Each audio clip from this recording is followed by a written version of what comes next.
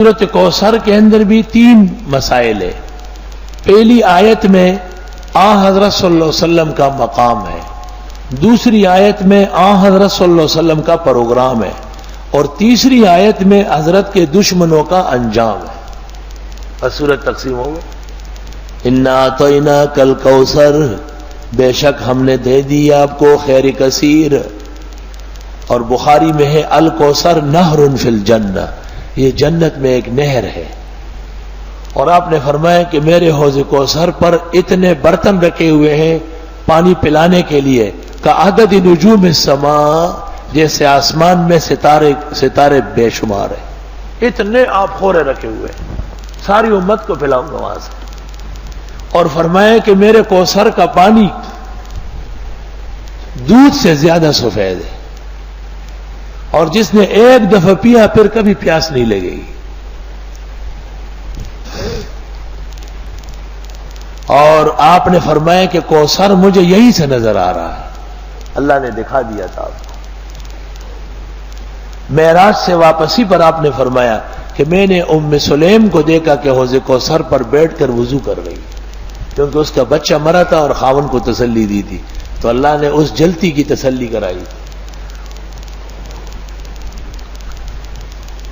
الکوثر یہ کثرت سے ہے، یعنی آپ کا علم بھی تمام انبیاء سے بڑھ کر ہے، آپ کے معجزات بھی سب نبیوں سے زیادہ ہے، آپ کی امت بھی سب سے زیادہ ہے، آپ کے مرتبے اور مقالات بھی سب سے زیادہ ہے، آپ کا اجر و ثواب بھی ساری کائنات سے زیادہ ہے۔ ساری امت جو قیامت تک اعمال کر رہی ہے سب حضرت کے نام اعمال میں لکھے جا رہے ہیں، کیونکہ آپ کی وجہ سے۔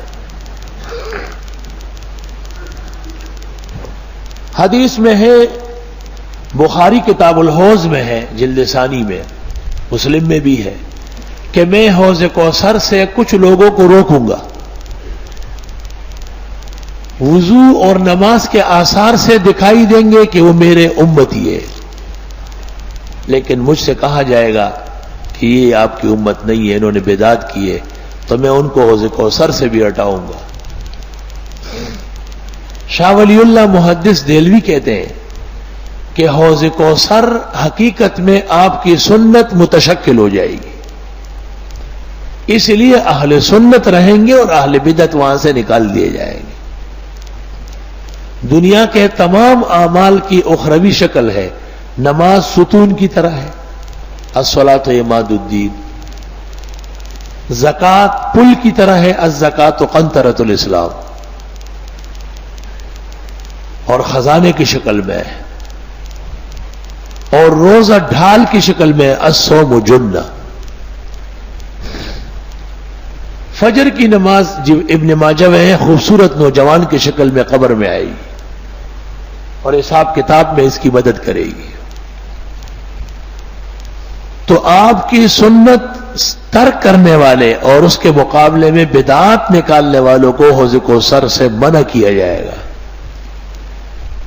کیونکہ دنیا کے اندر انہوں نے سنت کے درود کے بجائے اپنا درود بنایا، سنت دعاؤں میں اپنے کلمات ڈالے، اپنی طرف سے مردے کے رسوم تیجے چیلم برسیاں شروع کر دی، اپنی طرف سے درگاہوں کو حاجت روا مشکل کشا بنایا، اسلامی عقائد توحید کو پارا پارا کیا۔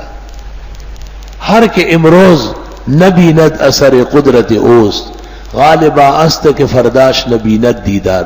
آج جب انہوں نے اسلام کا تہوبالہ کیا ہے، کل وہ اسلام کے پھل کیسے پائیں گے؟ اس لیے آپ نے صحیح حدیث میں فرمایا کہ میں بدعتیوں کو حوض کوثر سے ہٹاؤں گا۔